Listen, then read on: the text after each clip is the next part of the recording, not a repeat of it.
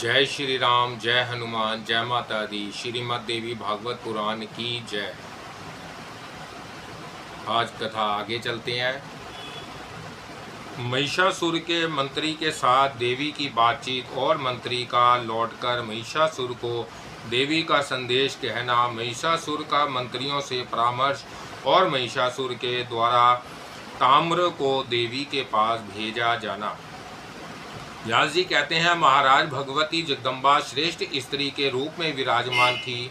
महिषासुर के मंत्री की बात सुनकर वह मुस्कुराती हुई मेघ की भांति गंभीर वाणी में उससे कहने लगी।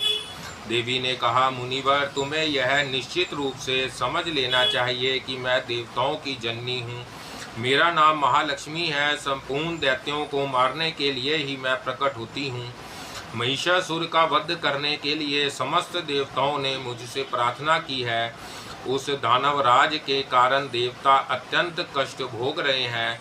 इस समय उन्हें यज्ञ में भाग भी नहीं मिल रहा है, इसलिए आज मेरा यहाँ आना हुआ है।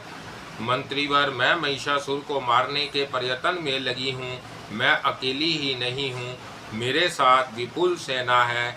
अनद, तुमने जो साम नीति का प्रयोग करके आदर पूर्वक मेरा स्वागत किया है, मीठे वचन कहे हैं, इससे मैं तुम पर संतुष्ट हूँ।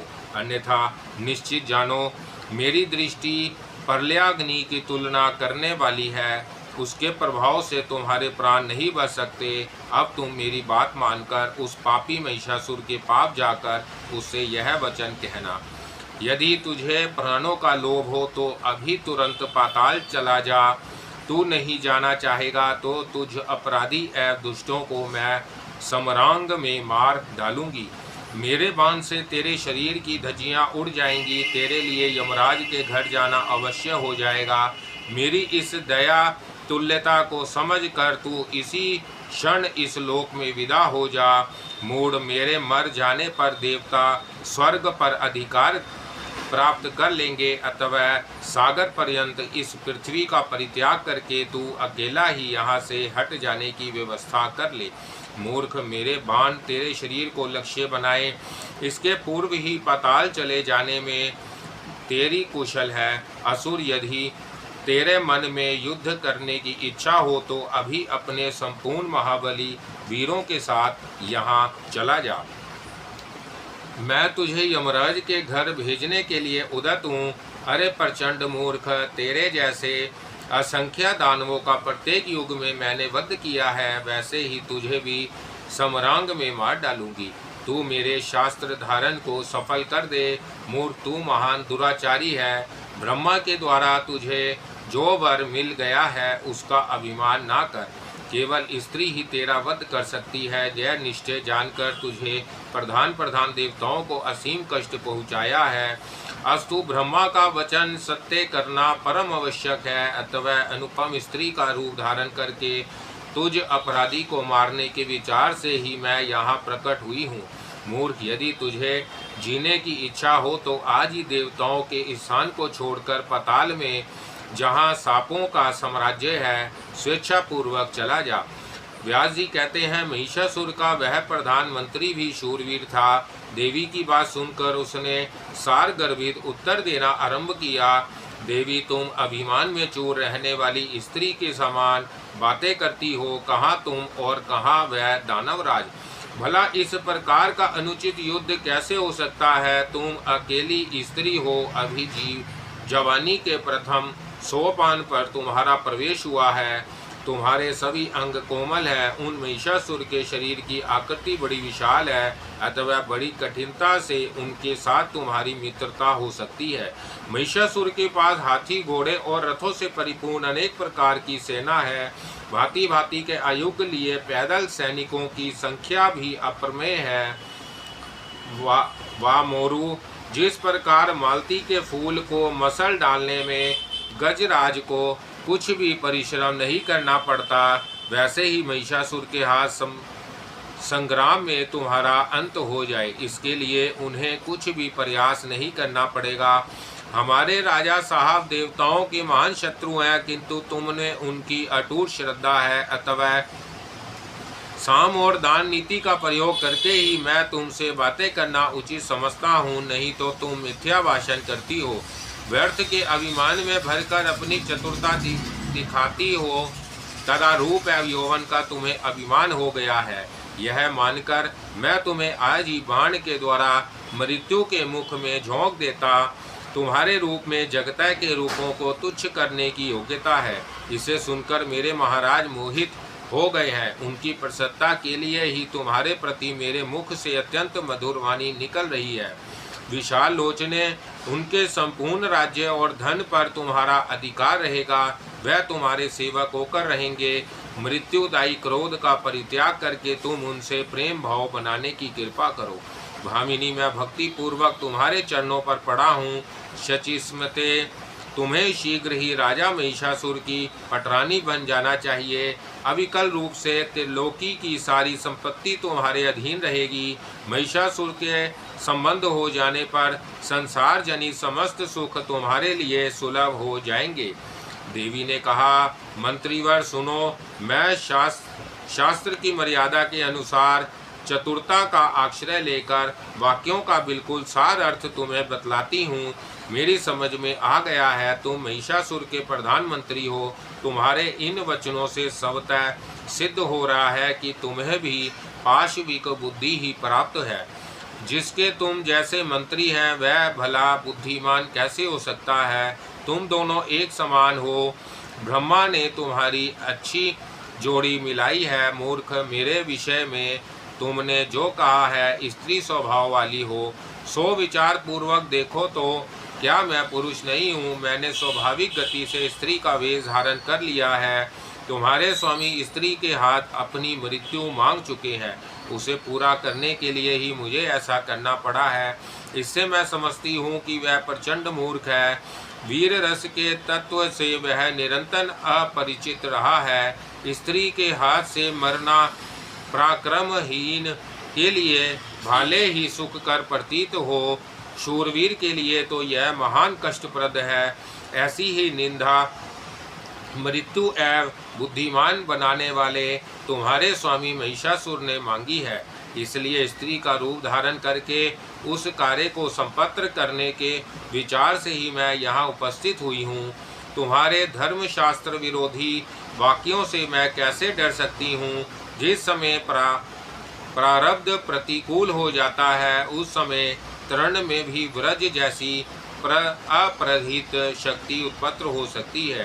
साथ ही देव के अनुकूल होने पर साक्षात व्रज भी रुई के समान हल्का पड़ जा सकता है। जो स्वयं अभी अभी मृत्यु के मुख में जा रहा है उसका अपार सैनिकों अनेक प्रकार के अस्त्रों शस्त्रों अथवा दुर्ग सेवन आदि प्रपंचों से क्या प्रयोजन सिद्ध हो सकता है। जिस समय देह और देही का संबंध होता है उसी क्षण सुख दुख और मरण ये सभी लिए जाते हैं।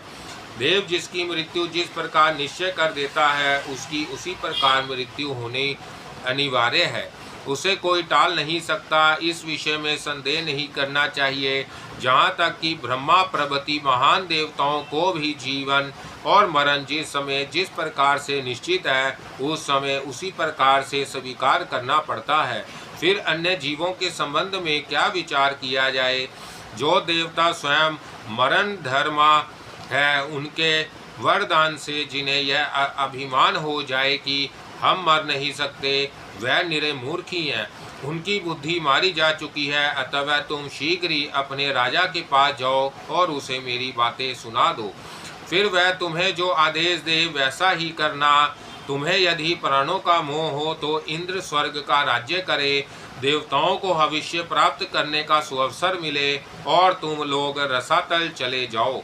मूर्ख, संभव है दुराचारी महिषासुर के विचार इसके विपरीत हो। उस अवस्था में तुम लोग मेरे साथ युद्ध कर सकते हो। सभी प्रधान देवता संग्राम में परास्त हो चुके हैं। तुम्हारी यह मान्यता निर्मूल है क्योंकि देववश ब्रह्मा जी ने वर दे रखा था। इसी कारण वह परिस्थिति आ गई थी। व्यास जी कहते हैं, भगवती जगदम्बा की बात सुनकर महिषासुर के प्रधानमंत्री ने विचार किया, मुझे अब क्या करना चाहिए। युद्ध करना ठीक है अथवा महाराज के पास लौट चलना। मेरे महाराज अवश्य ही कामातुर हो रहे हैं। उन्होंने इस स्त्री के साथ विवाह करने के लिए उद्देश्य से ही मुझे यहाँ भेजा है। तब मैं उनकी मानसिक सरसता को भंग करके उनके पास कैसे जाऊं? अतः सर्वोत्तम यही है कि बिना युद्ध किए ही राजा के पास पहुंचूं और उनसे निवेदन कर दूं कि वह शीघ्र स्वयं यहाँ आने का प्रबंध करे। वह महाराज महिषासुर बुद्धिमानों में श्रेष्ठ है।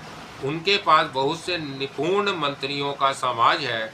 उनके साथ बैठकर वह कर्तव्य के विषय में निश्चित विचार कर लेंगे। सहसा इस स्त्री के साथ युद्ध करना मेरे लिए अनुचित है, क्योंकि हार और जीत दोनों ही स्थितियों में महाराज का अभिप्राय होने की ही संभावना है। संभव है यह स्त्री मुझे मार डाले, अथवा जिस किसी उपाय से मैं ही इसे मारने में सफलता प्राप्त कर लूं, तब भी तो मैं राजा महिषासुर का कोप भाजन ही बनूंगा। अथवा वहीं चलकर देवी की कही हुई सब बातें महिषासुर को सुना दूं, यही मेरे लिए हितकर होगा। फिर उनको जो रुचि वही करे। व्यास जी कहते हैं, इस प्रकार विचार करके वह बुद्धिमान मंत्री राजा महिषासुर के पास लौट आया और प्रणाम करके उसने यों कहना आरंभ किया। मंत्री ने कहा, राजन, सिंह पर बैठी हुई वह देवी वस्तुतः बड़ी ही सुंदरी है। 18 भुजाओं के कारण उसका विग्रह अत्यंत सुरमय प्रतीत हो रहा है। उसने भुजाओं में अस्त्र शस्त्र धारण कर रखे हैं। महाराज, मैंने उस देवी से यो कहा, भामिनी, तुम राजा महिषासुर की सेवा में चलो। वह त्रिलोकी के स्वामी हैं। तुम उनकी प्रेसी रानी बनने का सुअवसर प्राप्त करो। तुम ही उनकी पट रानी बनोगी, यह बिल्कुल निश्चित है। वह तुम्हारे वशवर्ती बनकर आज्ञा पालन करने में सदा तत्पर रहेंगे।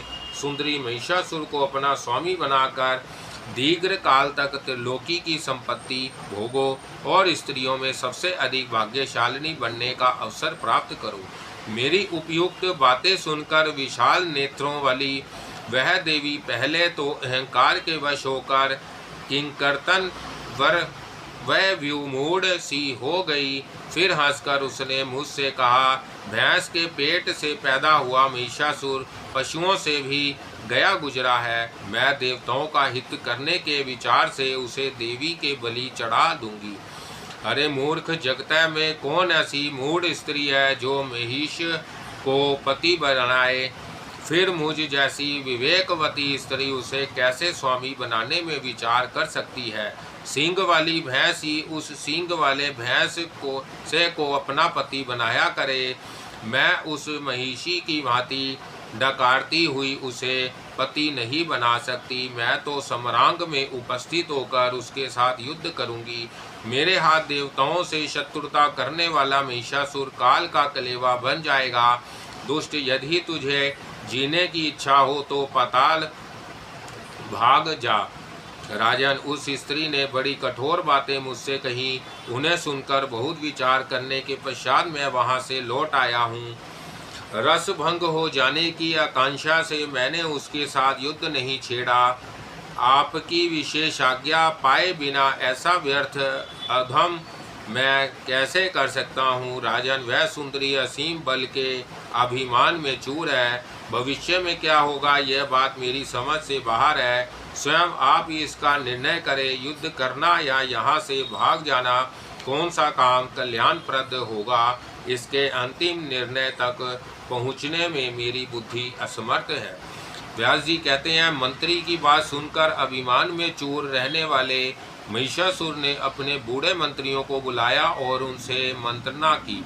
राजा महिषासुर ने कहा, मंत्रियों, इस अवसर पर हमें क्या करना चाहिए? आप लोग शीघ्र अपना अंतिम निर्णय व्यक्त करें। शंभासुर से संबंध रखने वाली माया की भांति देवताओं की रची हुई है माया ही सामने आ गई है। क्या इस कार्य में आप लोग परम प्रवीण हैं? तरह तरह के उपाय सोचने में आपकी बुद्धि कुशल है। ऐसी परिस्थिति आ जाने पर साम दाम आदि उपायों में से किसका अवलंबन करना चाहिए, यह मुझे सूचित करें।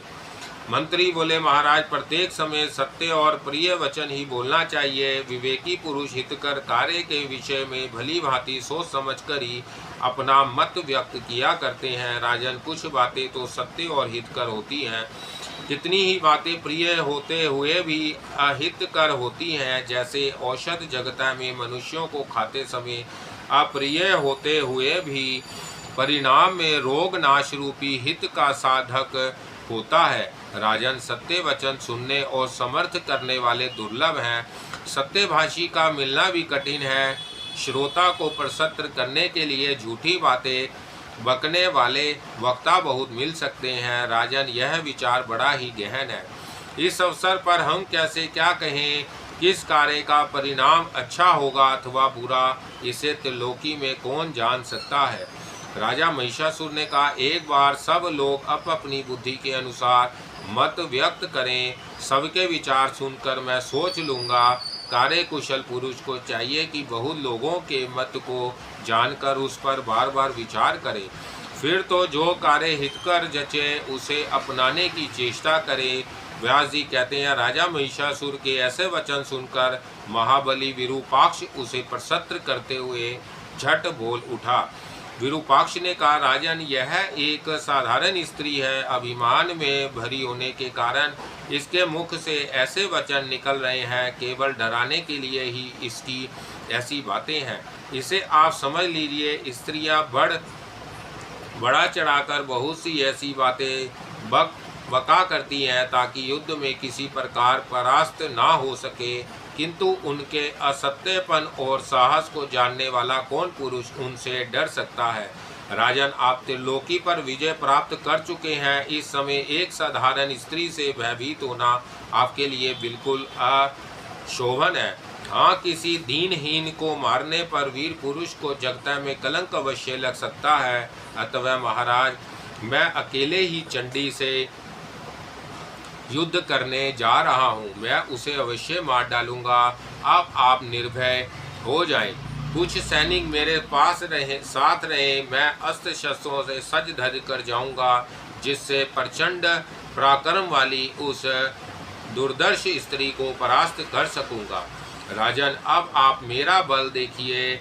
सर्पमय रस्सियों से बांधकर उसे आपके पास ले आऊंगा, फिर तो वह सदा आपके अधीन होकर रहेगी। व्यास जी कहते हैं, विरूपाक्ष की बात सुनकर दुर्दर्श ने उसके वचन का अनुमोदन किया। उसने महिषासुर से कहा, राजन, बुद्धिमान विरूपाक्ष की वाणी बिल्कुल सत्य है। आप तो स्वयं ही विचार कुशल हैं। मेरी भी कुछ प्रिय बातें सुनने की कृपा करें। अनुमान करने से ऐसा जच रहा है कि इस सुंदरी को कामदेव ने मत डाला है। अपने रूप के अभिमान में प्रमत्त रहने वाली स्त्री प्राय ऐसा भाव बनाया करती है। उसकी हार्दिक इच्छा है कि डरा धमका कर आपको अपने वश में कर लिया जाए। स्वामी भामिनी स्त्रियों के यही हो तो हाव भाव है। इनके इस अभिप्राय को रस यज्ञ पुरुष भली भांति समझ लेते हैं। यह तो उस कामिनी की वक्तृत्व मात्रा है। ऐसी युवती अपने प्रियतम पति के लिए सदा ललायित रहती है। कोई काम शास्त्र का पारगामी पुरुष ही उसके अभिप्राय को समझ सकता है। उसने आपके प्रति जो यह कहा है कि तुम्हें मोर्चों पर बाणों से बीन दूंगी, कारण के जानने वाले विशिष्ट पुरुष इसके इस सार गर्भित वचन पर विचार करे। अपने यौवन का अभिमान रखने वाली स्त्रियों के बाण उनके कटाक्षी हैं। यह बात जगत प्रसिद्ध है। उसके व्यंग वचन पुष्पांजलि जैसे प्रतीत होते हुए भी दूसरे प्रकार के बाणों का काम करते हैं। राजन, उसके ऐसा बाण चलाने पर आप में कौन सी ऐसी शक्ति है जो उसका सामना कर सके। उससे तो आप परास्त हो ही जाएंगे। उसने जो यह कहा है, मूर्ख, मैं देखते ही बाणों से तुमको मार डालूंगी, इसका अभिप्राय ही कुछ और ही है। पर इसके अनभिज्ञ पुरुष उसके इस भाव को नहीं समझ पाते। वह कहती है, रण रूपी शैया पर तुम्हारा स्वामी मुझसे परास्त हो जाएगा। उसका यह कथन विपरीत रति के अभिप्राय से हुआ है, यो समझना चाहिए। उसने जो कहा है, तुम्हारे स्वामी के प्राण हर लूंगी, वह भी ठीक ही है राजन।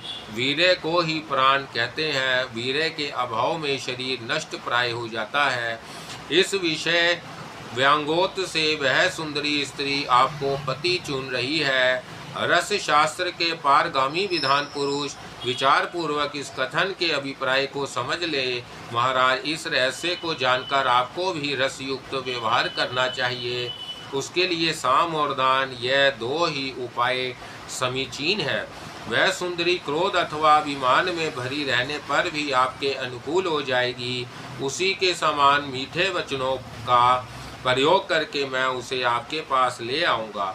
राजन, बहुत कहने से क्या प्रयोजन, उसे आपके वश में कर देना अब मेरे लिए परम कर्तव्य हो गया है। मैं अभी जाता हूँ और ऐसा प्रयत्न करूँगा कि वह स्त्री दासी की भांति निरंतर आपकी सेवा में तत्पर हो जाए।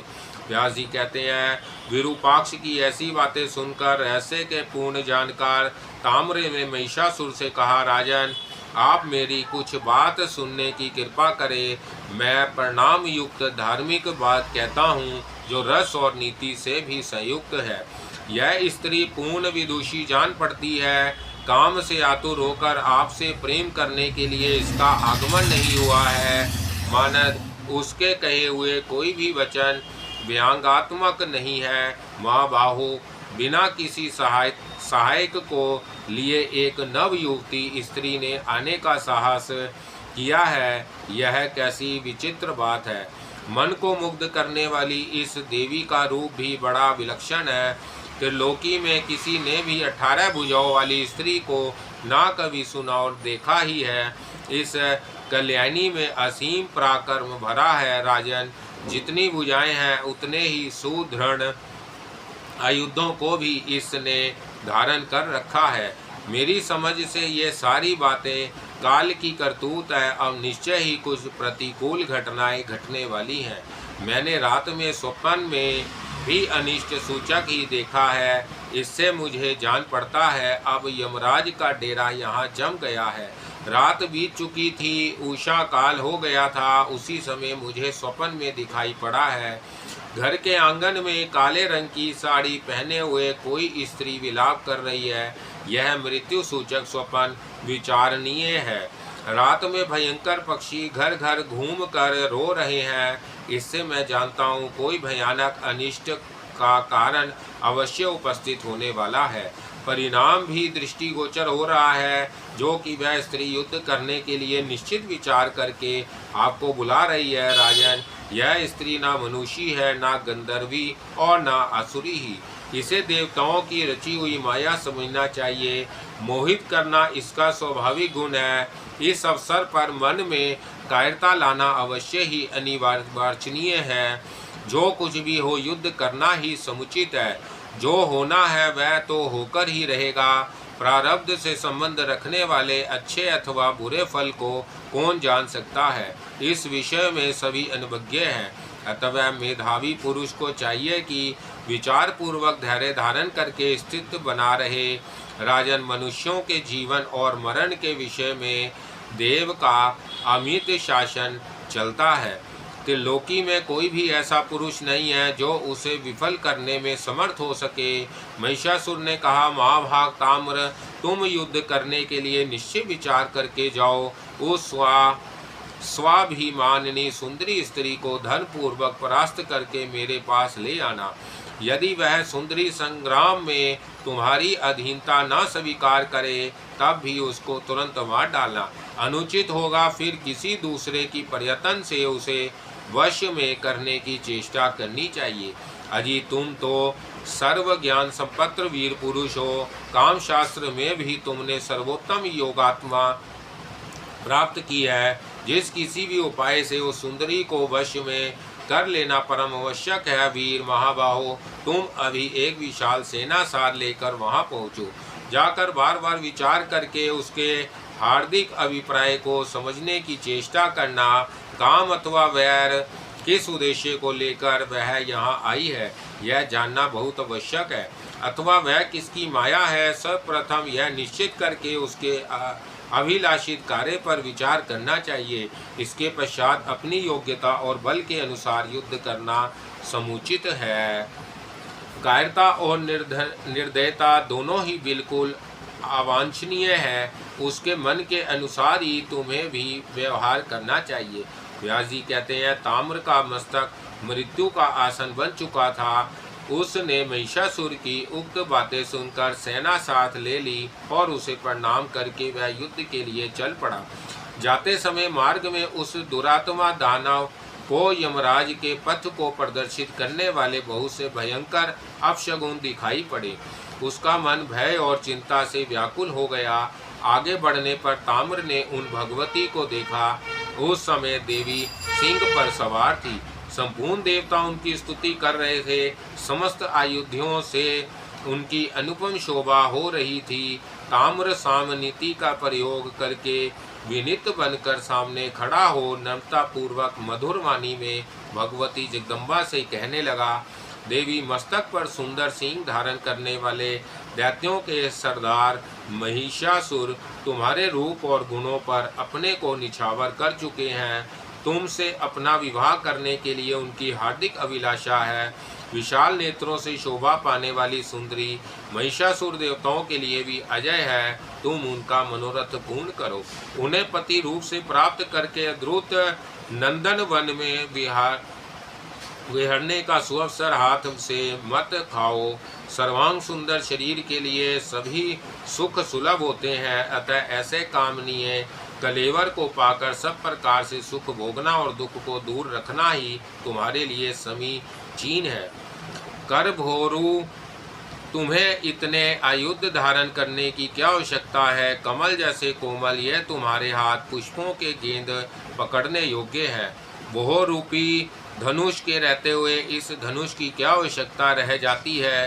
तुम्हारे कटाक्ष अचूक बाण है, फिर इन लौकिक बाणों से क्या प्रयोजन है?